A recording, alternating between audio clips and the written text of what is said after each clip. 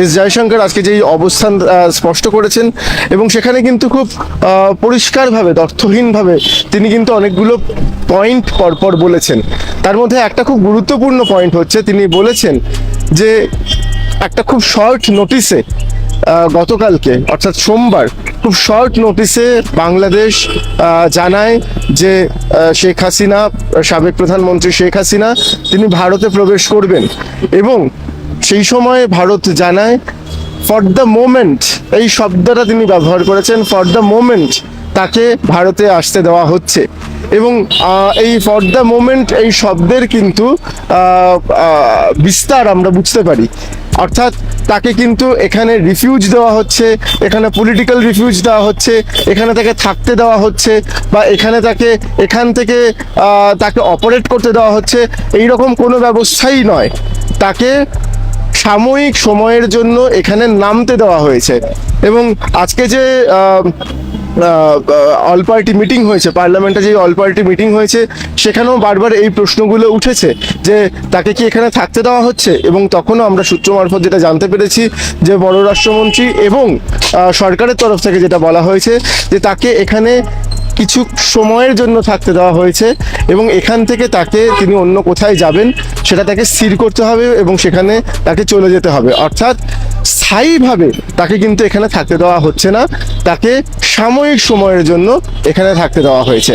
এইটা খুব পরিষ্কারভাবে কিন্তু ভারত সরকারের তরফ থেকে জানিয়ে দেওয়া হয়েছে। 2 নম্বর যে প্রসঙ্গটা সেটা হচ্ছে যে এখান থেকে কোথায় যাবেন হাসিনা। আমরা গতকালকে পর্যন্ত যেটা জানতে পারছিলাম যে যেই বিমানে করে তিনি এসছেন সেই বিমানে করেই এখান থেকে তিনি অন্য জায়গায় উড়ে যাবেন, যেটা হচ্ছে বাংলাদেশ বিমান যে সেনা তাদের ফ্লাইট ছিল এবং সেই ফ্লাইটে কিন্তু সেই ফ্লাইট কিন্তু আজকে সকালবেলায় 9টা নাগাদ সেই ফ্লাইট উড়ে গেছে, সেই ফ্লাইট আর এখনো নেই। সুতরাং শুধুমাত্র বাংলাদেশের সাবেক প্রধানমন্ত্রী শেখ হাসিনাই কিন্তু এখন এখানে আছেন, বাংলাদেশের ফ্লাইটও এখানে কিন্তু আর নেই। ঠিকই, একটা বিষয় খুব পরিষ্কার যেটা আমরা গতকাল থেকে আপনাদের কাছে জানিয়ে আসছি যে ভারত শেখ হাসিনাকে রাখার ব্যাপারে খুব একটা উৎসাহী নয়, বরং ভারত চাইছে তিনি দ্রুত ভারত থেকে অন্য কোনো জায়গায় চলে যান, সেখানে রাজনৈতিক আশ্রয় নেন।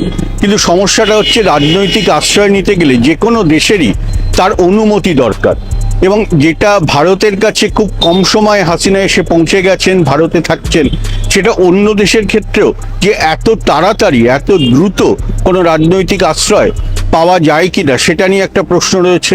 সেই জন্যই জয়শঙ্কর কিন্তু বলেছিলেন, যেটা সূত্র আমাদের জানাচ্ছে, যে সর্বদলীয় বৈঠকে ভারত সরকার কয়েকটা দিন সময় দিতে চায়। এই সময়টা আসলে যে দেশগুলোতে তিনি যেতে পারেন বা আশ্রয় নিতে পারেন তাদের সঙ্গে কথাবার্তা বলার জন্য শেখ হাসিনার কে এই সময়টা দেয়া হচ্ছে, এবং তারপরে যদি কোনো দেশ সে যদি রাজি হবে তখন সেই দেশে তিনি চলে যেতে পারবেন। এর আগে শেখ হাসিনার ছেলে জয় তিনি যে অনেকগুলো ভারতীয় চ্যানেলে তিনি সাক্ষাৎকার দিয়েছেন, এবং সেই একটি সাক্ষাৎকারে ইন্ডিয়া টুডেকে তিনি বলেছেন যে শেখ হাসিনার পরিবার তার বিদেশের পশ্চিমার বিভিন্ন দেশে ছড়িয়ে আছে এবং এরপরে শেখ হাসিনা বাকি জীবনটা তার নাতি নাতনিদের সঙ্গে কাটাবেন বলেই তিনি জানিয়েছেন।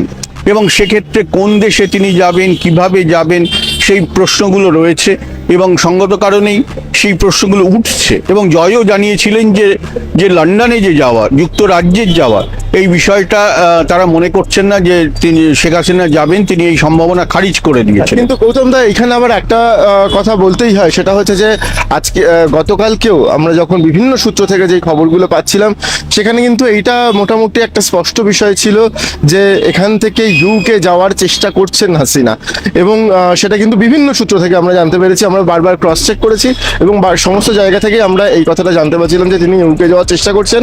আরেকটা যেটা আমরা জানতে পারছিলাম সেটা উনি ফিনল্যান্ডের দিকে যাওয়ার চেষ্টা করছেন। তো তবে এবং একই সঙ্গে ইউকে যখন আজকে জানিয়েছে যে তাদের নিয়ম কি এবং সেখানে কিরমভাবে পলিটিক্যাল রিফিউজ নিতে হয়, তখন কিন্তু এটা আরও স্পষ্ট হয়েছে যে একটা চেষ্টা হয়েছিল, ইউকেতে যাওয়ার একটা চেষ্টা হয়েছিল, সেটা কিন্তু মোটামুটিভাবে স্পষ্ট, এবং সেখানে তিনি আপাতত যেতে পারছেন না সেটাও কিন্তু এখন মোটামুটিভাবে স্পষ্ট হয়েছে। তবে একই সঙ্গে অন্য সূত্র মারফত যেগুলো আমরা জানতে পেরেছি যে অনেকগুলো অপশন খোলা রাখা হয়েছে, এবং সেই অপশনগুলোর মধ্যে যেমন মধ্যপ্রাচ্য বা পশ্চিম এশিয়ার কিছু দেশ রয়েছে এবং পশ্চিমের কিছু দেশও রয়েছে, এবং সেই অপশনগুলোকে চেষ্টা করা হচ্ছে যে তিনি এখান থেকে কোথায় যেতে পারেন। ভারত আজকে জয়শঙ্কর পররাষ্ট্রমন্ত্রী তিনি সংসদে দাঁড়িয়ে যে কথা বলেছেন, সেখান থেকে এই জিনিসটা মোটামুটি ভারত স্পষ্ট করে দিয়েছে যে ভারত তাকে কিন্তু স্থায়ীভাবে এখানে থাকতে দিচ্ছে না। আরেকটা বিষয় এখানে বলে নেওয়া দরকার, ভারত আরও একটা কথা জয়শঙ্কর যেটা বলেছেন, অল পার্টি মিটেও বলেছেন, সেটা হচ্ছে যে বাংলাদেশে পরিস্থিতির দিকে নজর রাখা হচ্ছে, এক, এবং দুই, সেনার সঙ্গে নিয়মিত যোগাযোগ রাখা হচ্ছে। অর্থাৎ ভারত বাংলাদেশে যেই ক্ষমতায় আসুক না কেন এবং যেভাবেই ক্ষমতায় আসুক না কেন, ভারত কিন্তু তার সঙ্গে সম্পর্ক রাখছে এবং রাখবে, এই বার্তাটা কিন্তু স্পষ্ট করে দেওয়া হয়েছে। এবং স্বাভাবিকভাবেই সেটা যদি হয় তাহলে ভারত হাসিনাকে খুব বেশি দিন এখানে রাখতে পারবে না, সেটাও কিন্তু রাজনৈতিক যে সমীকরণ তার থেকে সেই ইনফারেন্সটা কিন্তু ড্র করা যেতেই পারে। এবং এটাও আমরা গতকাল থেকেই বলছি যে ভারত কেন চায় না, যখন আমরা এটা নিয়ে আলোচনা করেছি এবং আমরা কথাও বলেছি অনেকের সঙ্গে, এবং সেখানে তারা দুটো সম্ভাবনা, দুটো বিষয়ের কথা বলছেন। তার মধ্যে প্রধান হচ্ছে এটাই যে বাংলাদেশ ভারতের কাছে অত্যন্ত গুরুত্বপূর্ণ ভূরাজনৈতিক দিক থেকে, তাই বাংলাদেশের পরবর্তী যে সরকার আসবে সেই সরকারটা আওয়ামী লীগ বিরোধী সরকার হবে। তা সেই জায়গায় দাঁড়িয়ে শেখ হাসিনাকে আশ্রয় দেওয়া এটা ভারতের পক্ষে কঠিন কাজ হয়ে যাবে, এবং এটা খুব স্বাভাবিক। সমন্তক যেটা জয়শঙ্কর বলেছেন, ভারতের একটা বিপুল বিনিয়োগ আছে, প্রচুর ভারতীয় আছেন ওখানে, এবং ভারতের অনেক সম্পদ রয়েছে বাংলাদেশে। সুতরাং এই পরিস্থিতিতে সবসময় তারা যারা ক্ষমতায় আছেন, এখন কেউ ক্ষমতায় নেই, সেনাবাহিনী পুরো ব্যাপারটা দেখছে বলে তিনি সেনার সঙ্গে সেনাকর্তা সেনা প্রধানের কথা বলেছেন, যার সঙ্গে ভারত যোগাযোগ রাখছে। যখনই অন্তর্বর্তী সরকার হয়ে যাবে তখন অন্তর্বর্তী সরকারের প্রধানের সঙ্গে যোগাযোগ করবে ভারত। তো এই প্রক্রিয়াটা তো কূটনৈতিক স্তরে চলতে থাকবে, কিন্তু ভারতের পক্ষে এটা একটা বড় একটা কূটনৈতিক চ্যালেঞ্জটা বাংলাদেশকে পাশে রাখা, হাসিনাহীন বাংলাদেশকে পাশে রাখা, এবং একই সঙ্গে ভারতের যে সীমান্ত সেটাকে সুরক্ষিত রাখা, ভারতীয়দের সুরক্ষিত রাখা, ভারতের যে সম্পদ সুরক্ষিত রাখা। সুতরাং অনেকগুলো বিষয় রয়েছে এর মধ্যে। গৌতম দা, তুমি অনেকগুলো পয়েন্টের কথা বললে, একদম শেষে তুমি সীমান্তের কথা এলে, এবং সীমান্ত হচ্ছে ভারতের জন্য একটা ভীষণ বড় কি ইস্যু।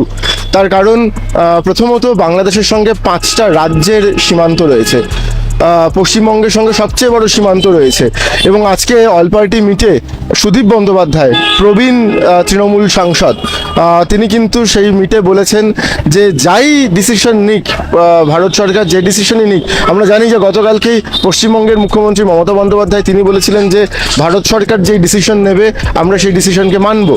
আজকেও সেই কথা বলা হয়েছে, কিন্তু পাশাপাশি বলা হয়েছে যে এই ডিসিশনই নিক আলোচনার মাধ্যমে যেন নেওয়া হয়, কারণ পশ্চিমবঙ্গের সঙ্গে বাংলাদেশের সবচেয়ে বড় সীমান্ত রয়েছে, এবং এটা একটা অত্যন্ত সেন্সিটিভ বিষয় পশ্চিমবঙ্গের জন্য।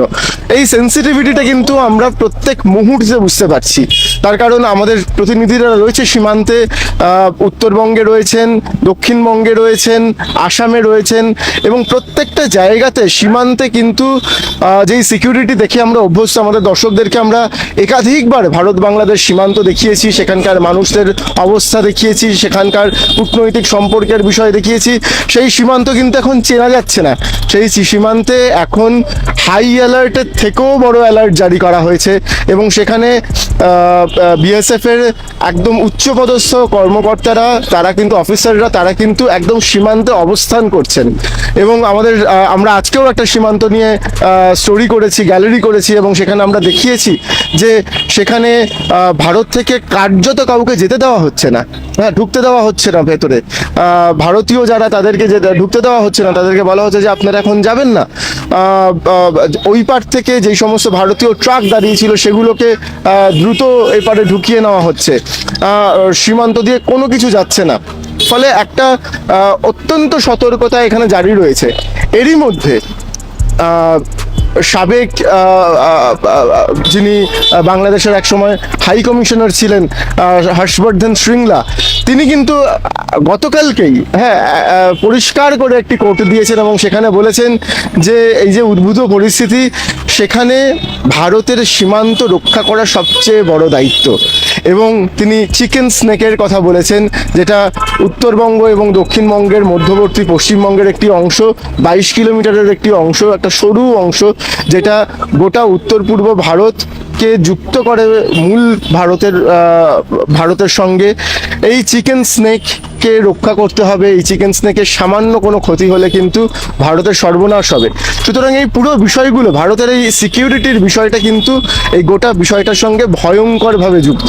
সুতরাং ভারত সেদিকে ব্যাপকভাবে খেয়াল রেখেছে, কি ঘটবে সেদিকে ব্যাপকভাবে খেয়াল রেখেছে এবং পুরো পরিস্থিতির ওপরে নজর রাখছে। অন্যদিকে জয়শঙ্কর আজকে বলেছেন যে বাংলাদেশে 12 থেকে 13,000 ভারতীয় আছেন এবং এছাড়াও 8 থেকে 9,000 ভারতীয় ছাত্র তারা এর আগেই এসেছেন, সব মিলিয়ে প্রায় 19,000 ভারতীয় রয়েছেন।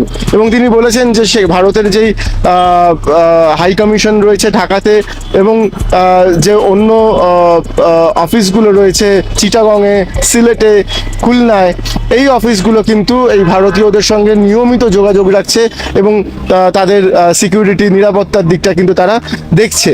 এবং যদি প্রয়োজন হয়, এটা তিনি বলেননি কিন্তু আমরা সূত্র মারফত যেটা জানতে পেরেছি, যদি প্রয়োজন হয় দ্রুত যাতে ভারতীয়দেরকে সেখান থেকে ইভাকুয়েট করা যায়, তার জন্য কিন্তু আসামেও ভারতের বায়ুসেনা কিন্তু বা ভারতের বিমান বাহিনী তারা কিন্তু প্রস্তুত রয়েছে, তারা কিন্তু স্ট্যান্ড বাই রয়েছে। সুতরাং ভারত তাদের দিক থেকে কিন্তু সমস্ত ধরনের প্রস্তুতি নিয়ে রেখেছে। আরেকটা খুব উল্লেখযোগ্য বিষয় এই গোটা কাণ্ডের মধ্যে হয়েছে, সেটা হচ্ছে যে বিরোধীদের সঙ্গে নিয়ে চলা সরকারের। কারণ যেটা সরকার মনে করছে এবং যেটা সরকার বুঝতে পেরেছে যে এই গোটা কাণ্ডে কোনো বিরোধী স্বর যদি ওঠে তাহলে সেটা সরকারের পক্ষে মুশকিল। এবং তার জন্য এই প্রথমবার সম্ভবত মোদী সরকারের আমলে, বা খুব বিরল ঘটনা, যে সংসদে বিবৃতি দেবার আগে, মন্ত্রী বিবৃতি দিচ্ছেন কোনো বিষয় নিয়ে, তার আগে একটা সর্বদলীয় বৈঠক ডাকা হয়েছে। সেখানে প্রায় সব বিরোধী দলকে ডাকা হয়েছে, একমাত্র আপ জানিয়েছে যে তাদের ডাকা হয়নি। রাহুল গান্ধী সেখানে ছিলেন, বাকি সবাই সেখানে ছিলেন। রাহুল বেশ কয়েকটা প্রশ্ন করেছেন, পাকিস্তানের ভূমিকা নিয়ে প্রশ্ন করেছেন, সরকারের দীর্ঘমেয়াদী স্বল্পমেয়াদী পরিকল্পনা নিয়ে প্রশ্ন করেছেন।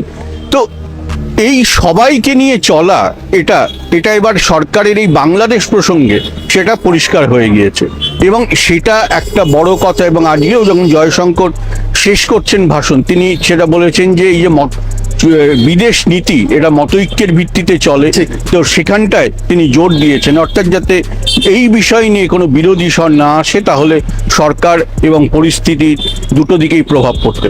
একেবারেই তাই। এবং মোটামুটি এবং বিরোধীরাও জানিয়েছে যে তারা ঐকমত্যের ভিত্তিতেই এই বিষয়টা নিয়ে আরো পরিস্থিতির দিকে নজর রাখবেন। এবং ভারত যে পরিস্থিতির দিকে নজর রাখছে এটা খুব দ্ব্যর্থহীনভাবে কিন্তু ভারত আজকে জানিয়ে দিয়েছে।